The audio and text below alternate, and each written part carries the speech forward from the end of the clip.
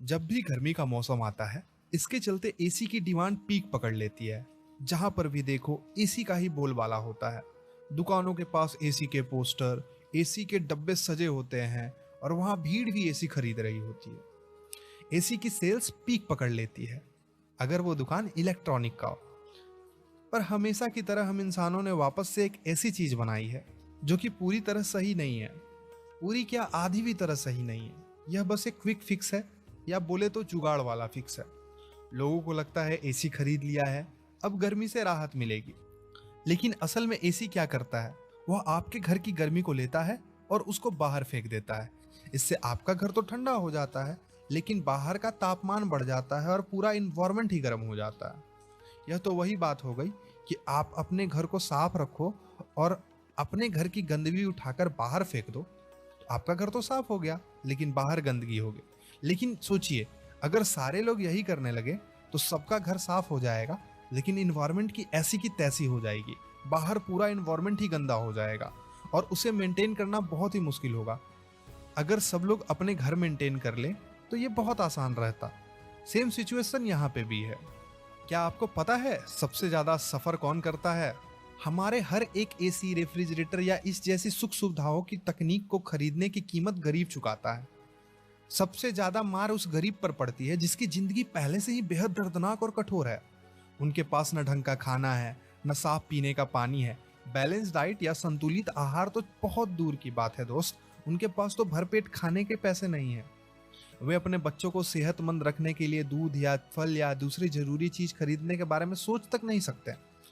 सोचिए, हम 40,000 का एसी रूम में लटकाकर खुद को अमीर समझ रहे हैं, लेकिन उस सुख की ठंडी हवा किसी भूखे की पेट और सूखी जीव की कीमत पर आ रही है।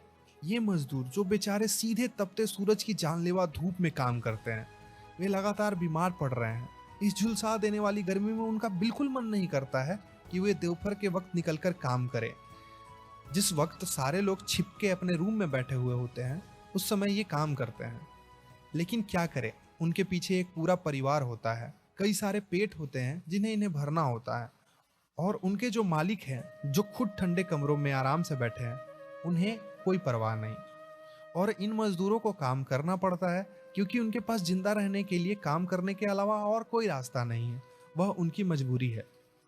रास्ते पर रेहड़ी लगाने वाले, खुले आसमान के नीचे तपती सड़कों पर फल और सब्जियां बेचने वाले, जिनके सर पर छांव के नाम पर या तो मामूली प्लास्टिक या फटी हुई सूती की बोरी की छत होती है, और बहुतों के पास तो वो भी नहीं।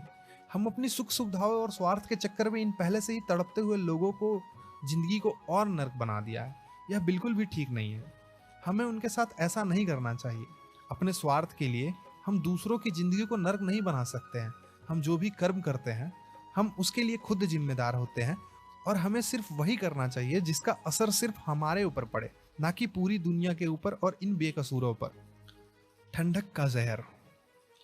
हम आज एक ऐसी दुनिया में जी रहे हैं जहां हमने अपने आराम को ही अपनी सबसे बड़ी कमजोरी बना ली है। एक वक्त था जब इंसान को शरीर मौसम के हिसाब से ढलता था। गर्मी लगती थी तो पसीना आता था, जो कि हमारे शरीर का नेचुरल कूलिंग सिस्टम और डिटॉक्स का तरीका था।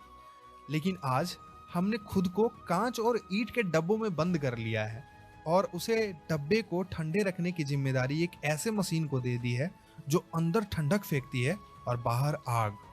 हम अपने ड्राइंग रूम में 18 डिग्री सेल्सियस पर ब्लैंकेट ओढ़कर सो रहे होते हैं, यह सोचे बिना कि उस मशीन के दूसरे हिस्से से, कंप्रेसर से जो आग जैसी हवा निकल रही होगी, वो इस दुनिया का क्या खाल कर रही है, जिसमें आखिरकार हमें बाहर निकलना ही होता है।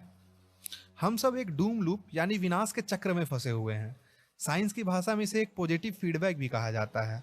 होता क्या है, हमें गर्मी लगती है, हम एसी चलाते हैं जिससे दुनिया गर्म होती है। हम ज़्यादा एसी चलाते हैं जिससे दुनिया और गर्म होती है, जिससे हम और ज़्यादा एसी चलाते हैं, और फिर हमें और ज़्यादा एसी चलाने की ज़रूरत पड़ती ही रहेगी। तो ये समाधान नहीं है, जिसे हम देख तो रहे हैं पर समझ नहीं रहे हैं। इस समस्या को हम जानते तो हैं पर मानते नहीं हैं, और इसके चलते हमारे शरीर में बहुत सारी गड़बड़ियां हो रही है। चलिए उनके बारे में बात करते हैं। पहला, शरीर का सत्यानाश। हमने एसी को अपना दोस्त मान लिया है, पर यह हमारी इम्यूनिटी का सबसे बड़ा दुश्मन है। लगातार एसी में रहने से हमारे शरीर की नेचुरल टेम्परेचर रेगुलेशन कैपेसिटी खत्म हो रही है। मतलब हमारा शरीर जो पहले तापमान के हिसाब से अपने टेम्परेचर को एडजस्ट कर पाता था, उसकी ताकत कम हो रही है।